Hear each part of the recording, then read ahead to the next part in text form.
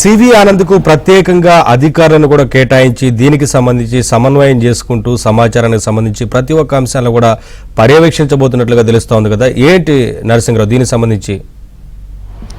ఇప్పుడు ఒక సంక్లిష్టమైనటువంటి పరిస్థితి ఉంది, యుద్ధ వాతావరణం అలుపుకొని ఉంది. సో సోషల్ మీడియాలో సెల్ ఫోన్ ఉన్నటువంటి ప్రతి ఒక్కరు కూడా సోషల్ మీడియాలో తమకు తోచినటువంటి వీడియోల్ని సర్క్యులేట్ చేస్తూ ఉన్నారు. వచ్చినటువంటి వీడియోల్ని సర్క్యులేట్ చేసి అదే పలానా అని చెప్పి ప్రచారాలని చేస్తూ ఉన్నారు. తమకు తోచిన విషయాన్ని అదే అఫీషియల్ సమాచారం అంటూ ప్రచారాన్ని చేస్తూ ఉన్నారు. ఈ విధంగా ప్రచారం చేయడం వల్ల సోషల్ మీడియాలో పోస్టులు పెట్టడం ద్వారా, సోషల్ మీడియాలో వీడియోలు సర్క్యులేట్ చేయడం ద్వారా ఒక తప్పుడు సమాచారం అనేటువంటిది ప్రజల్లోకి వెళ్ళేటువంటి ప్రమాదం ఉంది. తప్పుడు సమాచారం ప్రజల్లోకి వెళ్ళినప్పుడు గందరగోళ పరిస్థితులు ఏర్పడేటువంటి ఒక ప్రమాదం కూడా ఉంటుంది అనేటువంటిది తెలంగాణ సర్కార్ భావిస్తూ ఉంది. సో ఈ నేపథ్యంలోనే వాస్తవాలు ప్రజలకు తెలియడం కోసము, ఏది వాస్తవమో ప్రజలకి స్పష్టంగా చెప్పడం కోసము ఈ తదనంతర పరిణామాలు, ఈ ఆపరేషన్ సింధూర్ తర్వాత ఇప్పుడున్నటువంటి గంభీర పరిస్థితులన్నీ కూడా సమసిపోయేంతవరకు ఈ పరిణామాలన్నింటినీ కూడా పర్యవేక్షణ చేయడం కోసము, వాస్తవాలని ప్రజలకు చెప్పడం కోసము ఒక ప్రత్యేక అధికారి ఉంటే బాగుంటుందని చెప్పి తెలంగాణ రాష్ట్ర సర్కారు ముఖ్యంగా రేవంత్ రెడ్డి భావించారు. సో ఈ నేపథ్యంలోనే సివి ఆనంద్ను ప్రత్యేక అధికారిగా నియమించారు. ఆ మేరకు ఆయనకి పూర్తి అధికారాలు ఇచ్చారు. ఇక మీదట ఈ యుద్ధానికి సంబంధించి కావచ్చు, డ్రిల్స్కి సంబంధించి కావచ్చు, ప్రభుత్వ నిర్ణయాలకు సంబంధించి కావచ్చు, ఈ పరిణామాల విషయంలో ఏ విధమైనటువంటి స్టెప్స్తో ముందుకు వెళ్ళాలనేటువంటి విషయంలో కావచ్చు, ఈ సోషల్ మీడియాలో వచ్చేటువంటి ప్రచారాలని నమ్మకుండా, విశ్వసించకుండా ప్రజలకి వాస్తవ సమాచారాన్ని ఇవ్వడం కోసము, ప్రజలు ఏం చేయాలి, ఏ విధంగా జాగ్రత్తగా ఉండాలి, ఏ విధంగా ముందుకు వెళ్ళాలి, ఒకవేళ విపత్కర పరిస్థితులు వచ్చినప్పుడు ఏ విధంగా వ్యవహరించాలనేటువంటి సమగ్రమైనటువంటి విషయాలపైన సూచనలు కావచ్చు, ఆదేశాలు కావచ్చు, అన్నీ కూడా ఇక మీదట సివి ఆనంద్ ఇచ్చేటువంటి సూచనలు మాత్రమే పాటించాలి. అది మాత్రమే అధికారిక సమాచారం. ఏదైతే సివి ఆనంద్ చెప్తారో అదే అధికారిక సమాచారంగా ప్రజలు భావించాల్సి ఉంటుంది అనేటువంటి మాటని ప్రభుత్వ వర్గాలు చెప్తా ఉన్నాయి. సో ఈ నేపథ్యంలోనే అందుకోసమే సివి ఆనంద్కి ప్రత్యేక అధికారిగా నియమించారు. సో పరిస్థితులు చక్కబడేంత వరకు కూడా ఈ పరిణామాలన్నింటినీ ఆయనే లీడ్ చేస్తారు.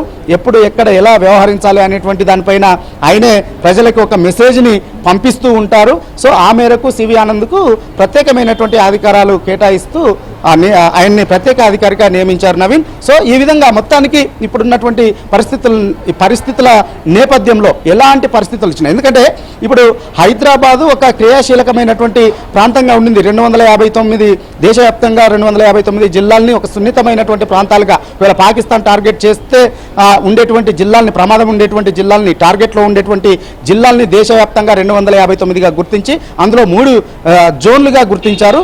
గ్రూప్ 2లో హైదరాబాద్ ఉంది. హైదరాబాద్లో కూడా కొన్ని క్రియాశీలకమైనటువంటి ప్రాంతాలు ఉన్నాయి. ఇక్కడ ఆర్మీ స్థావరాలు ఉన్నాయి, రెజిమెంట్ ప్రాంతాలు ఉన్నాయి.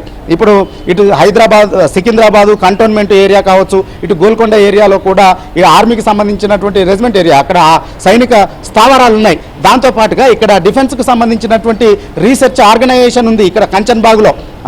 అంతేకాకుండా ఇక్కడ న్యూక్లియర్కు సంబంధించినటువంటి సెంటర్ ఉంది ఇక్కడ మౌలాలీలో. ఈ విధంగా చాలా కీలకమైనటువంటి ప్రాంతంగా హైదరాబాద్ ఉంది. సో నిజంగా ప్రత్యర్థి దేశము, శత్రు దేశము టార్గెట్ చేయాలి అని కనుక భావించినట్లయితే సో హైదరాబాద్ వైపు కూడా దృష్టి మళ్లించేటువంటి అవకాశం ఉందనేటువంటిది ఇటు అధికారులు అంచనా వేస్తూ ఉన్నారు. సో ఈ నేపథ్యంలో ఇక్కడ అట్లా టార్గెట్ చేసినప్పుడు ఇటు ఆ స్థావరాలే కాకుండా ఇప్పుడు ఈ ప్రజలకు కూడా రక్షణ విషయంలో అవగాహన కల్పించాల్సినటువంటి అవసరం ఉంటుంది. అంతేకాకుండా ఆ దాడులను ఎదుర్కోవడానికి అవసరమైనటువంటి సంసిద్ధంగా ఉండాల్సి ఉంటుంది. భద్రతను కూడా కట్టుదిట్టంగా చేయాల్సినటువంటి అవసరం ఉంటుంది. భద్రతా ఏర్పాట్లు కూడా కట్టుదిట్టం చేయాల్సినటువంటి అవసరం ఉంటుంది. కాబట్టి ఆ మేరకు ఈరోజు జరిగినటువంటి సమావేశంలో కీలకమైనటువంటి నిర్ణయాలు తీసుకున్నారు. సో టార్గెట్ కనుక చేసినట్లయితే వీటిపైన మనం ఇటువైపు వారి దృష్టి కనుక మళ్ళినట్లయితే సో ఏ విధంగా ఎదుర్కోవాలి, ఏ విధంగా తిప్పికొట్టాలి వాటిని, దాడుల్ని అనేటువంటిది ఒకటి. 2 ప్రజల రక్షణ విషయంలో ఏ విధంగా అలారం మోగినప్పుడు ప్రజలు, ఆయా ప్రాంతాల్లోని ప్రజలు ఏ విధంగా తమకు తాము రక్షించుకోవాలి, సో అలారం మోగించినప్పుడు ఏ విధంగా వారు లోపలికి వెళ్ళాలి, ఎప్పుడు లైట్లు ఆఫ్ చేసుకోవాలి, సాయంత్రం ఎప్పుడు లైట్స్ ఆఫ్ చేయాలి, ఎప్పుడు ఇంటి కార్యక్రమాలు పనులు ముగించుకోవాలి అనేటువంటి సమగ్రమైనటువంటి విషయాలు, అంటే యుద్ధ సమయాల్లో ఏ విధంగా వ్యవహరించాలనేటువంటి దానిపైన కూడా ఈ మాక్ డ్రిల్స్ రూపంలో ఒక అవగాహన కల్పించేటువంటి కార్యక్రమాలకి శ్రీకారం చుడుతూ ఉన్నారు. సో వాటన్నింటిపైన కూడా ఈరోజు సమగ్రంగా చర్చించి అధికారులకి కీలకమైనటువంటి ఆదేశాలని ముఖ్యమంత్రి రేవంత్ రెడ్డి ఈరోజు ఇచ్చారు. సో ఆ మేరకే అధికారులంతా కూడా ఇటు పోలీసు ఆర్మీ కోఆర్డినేట్ చేసుకుంటూ, ఇటు ఆర్మీ రెజిమెంట్స్ ఉన్నాయి, ఆర్మీ అధికారులు కూడా ఉన్నారు, వారు కూడా ఈ సమావేశానికి హాజరయ్యారు. ఇటు పోలీసు యంత్రాంగము అటు ఆర్మీ కూడా కోఆర్డినేట్ చేసుకుంటూ ఇటు పౌరుల రక్షణ విషయంలో కావచ్చు, ఇక్కడ ఉన్నటువంటి కేంద్ర డిఫెన్స్కు సంబంధించి సెంట్రల్ డిఫెన్స్కు సంబంధించినటువంటి సంస్థల రక్షణ కోసం కావచ్చు, ఏ విధమైనటువంటి చర్యలు తీసుకోవాలనేటువంటి